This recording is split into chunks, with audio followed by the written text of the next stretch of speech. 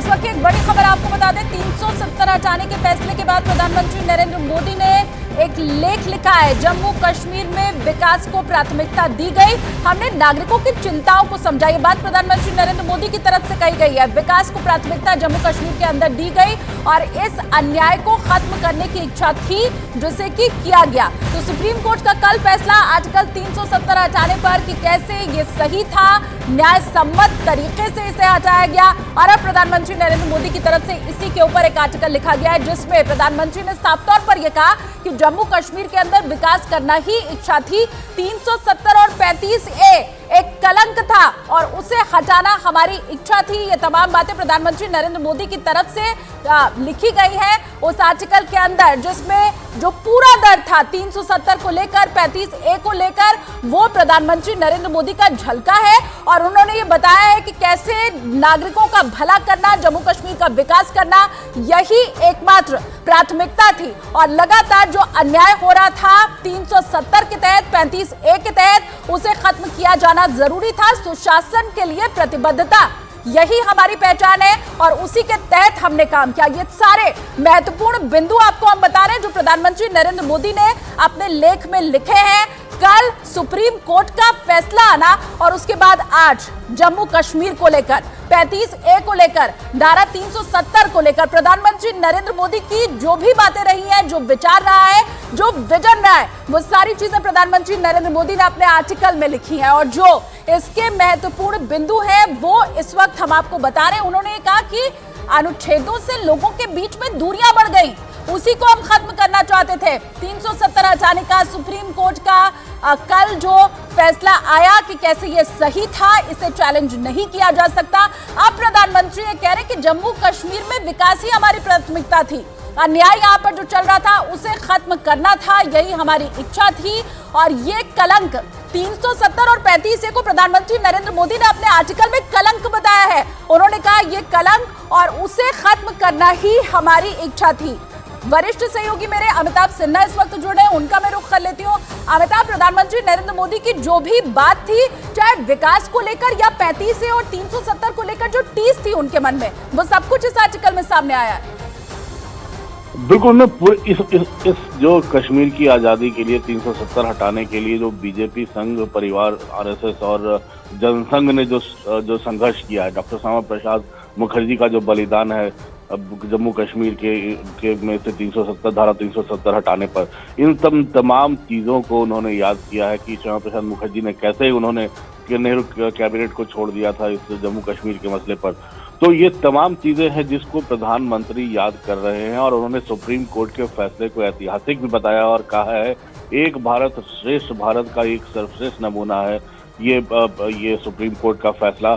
और ये अब कश्मीर के हर बच्चे के लिए अब एक क्लीन कैनवास मिला है। इस फैसले के बाद सबको ये पता चल गया है कि इसकी कोई जरूरत नहीं थी और अब कश्मीर विकास की राह पर आगे बढ़ता जाएगा। तो कुल मिलाकर संदेश यही है कि जम्मू कश्मीर भारत की सार्वभौमिकता और एकता का एक अखंड हिस्सा है और सुप्रीम कोर्ट ने बिल्कुल सही फैसला दिया है जिसका फैसला भारत सरकार ने प्रधानमंत्री मोदी के नेतृत्व में लिया। जी, और इसके साथ ही क्या एक मैसेज ये भी देने की कोशिश अमिताभ जी की गई है, जो प्रधानमंत्री नरेंद्र मोदी ने लिखा कि इस अनुच्छेद के जरिए दूरियां बढ़ गई थी। तो जो 370 हटाने के बाद बात कही जा रही थी अमिताभ जी की, कन्याकुमारी से कश्मीर अब और नजदीक आ गया है, कश्मीर भारत के दूसरे हिस्सों से नजदीक आ गया है, अनुच्छेद खत्म हुआ, वो दूरियां भी खत्म हुई। ये भी एक संदेश प्रधानमंत्री का।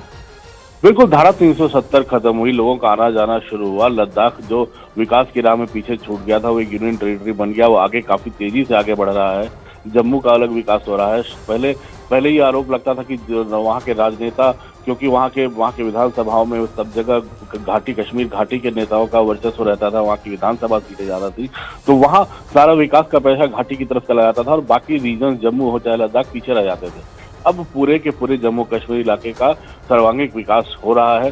कश्मीर देश की मुख्य धारा से जुड़ रहा है और मुझे जहां तक याद आता है, जब ये फैसला 370 हटाने का लिया गया था तब देश का कोई भी संप्रदाय, कोई भी जाति, चाहे हिंदू, मुस्लिम, सिख, ईसाई, किसी ने इसका विरोध नहीं किया था। एक सब ने इसका खुले दिल से स्वागत किया था। दूसरी जो सबसे महत्वपूर्ण बात है, जो 35A हटाने की, कश्मीर की बेटियों को जो ताकत मिली है 35A हटाने से, अगर बेटियां कश्मीर के बाहर के से शादी करती थी तो उनको सारे राइट्स खत्म हो जाते थे, उनके जो जमीन पर है, जो उनके घर पे है, जो प्रॉपर्टी राइट्स हैं, अब 35 से हटने के बाद वो सारे मिलने लगे हैं। तो एक सुप्रीम कोर्ट का महत्वपूर्ण फैसला है जिसको वापस लेना असंभव सा लगता है।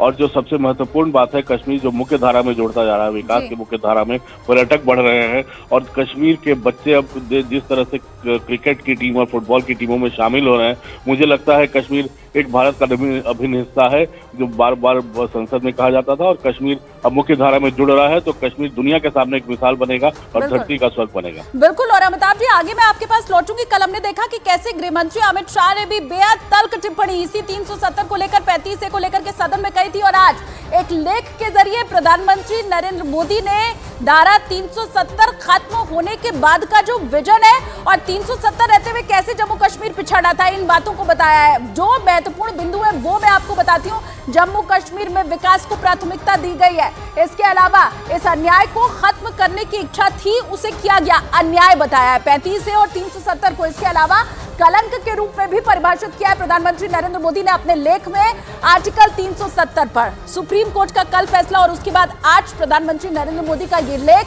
जिसमें वो ये कह रहे हैं कि हमें नागरिकों की चिंता थी, हम उनको समझ रहे थे और इसीलिए ये फैसला लिया गया। ऐतिहासिक ये फैसला और प्रधानमंत्री का ये कहना कि इसके जरिए जम्मू कश्मीर के विकास को प्राथमिकता दी गई है। एक बार फिर से अमिताभ सिन्हा का मैं रुख कर लेती हूँ। अमिताभ जी, मैं इसके ऊपर भी समझना चाहूंगी कि कैसे प्रधानमंत्री नरेंद्र मोदी 35A और धारा 370 को कलंक बता रहे हैं जम्मू कश्मीर के लिए। बिल्कुल सर, ये एक ऐसा प्रावधान था जो न केवल जम्मू कश्मीर के कई ऐसे संप्रदाय थे, कई ऐसी जातियां थी जिनको वोटिंग राइट्स तक नहीं थे 370 के अंदर। जो पश्चिमी पाकिस्तान से आए रिफ्यूजीज थे, जो वहाँ के मवेशी थे, वहाँ के कई ऐसी जातियां थी जिनको वोटिंग राइट्स नहीं था, जिनको आरक्षण नहीं था, जिनको सरकारी नौकरियों में सुविधाएं नहीं मिलती थी, उन सबको 370 हटने के बाद मुख्य धारा में लाया गया है। 35A हटने का मतलब है कि कश्मीर की बेटियों को इतनी ताकत मिली है कि कम से कम अगर वो बाहर की किसी युवक से शादी कर रही है तो कम से कम उनको कश्मीर की धरती पर अपनी प्रॉपर्टी राइट्स पर हक रहेगा, उनकी प्रॉपर्टी राइट्स बरकरार रहेंगे।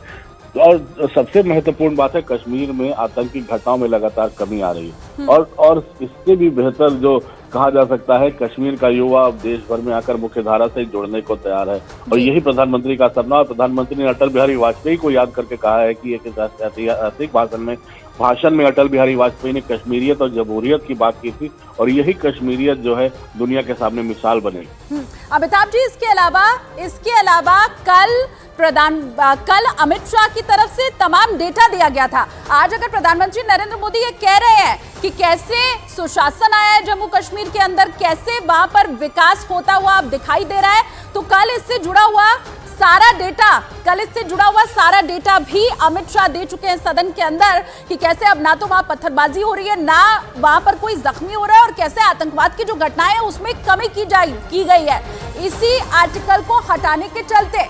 अब आपको वो महत्वपूर्ण बातें जो प्रधानमंत्री नरेंद्र मोदी ने अपने लेख के जरिए खुद लिखी है, आपको हम बताते हैं। 370 और 35A को उन्होंने कलंक बताया है। एक भारत श्रेष्ठ भारत की भावना इसी के साथ मजबूत हुई है क्योंकि अब पूरा देश एक है। अलग विधान, अलग झंडा जो जम्मू कश्मीर का रहा करता था वो अब खत्म हो चुका है। अनुच्छेदों से लोगों के बीच में दूरियां पैदा हुई, अब इसे हटाकर उन दूरियों को खत्म किया गया। प्रधानमंत्री नरेंद्र मोदी ने कलंक बताया है आर्टिकल 370 को। इसके अलावा नागरिकों की चिंताओं को समझा, किस तरह से इस सरकार ने विकास को प्राथमिकता, जम्मू कश्मीर के विकास को प्राथमिकता दी गई। ये तमाम वो महत्वपूर्ण बिंदु है जो प्रधानमंत्री नरेंद्र मोदी ने लेख के जरिए देश के लोगों के साथ साझा किया है।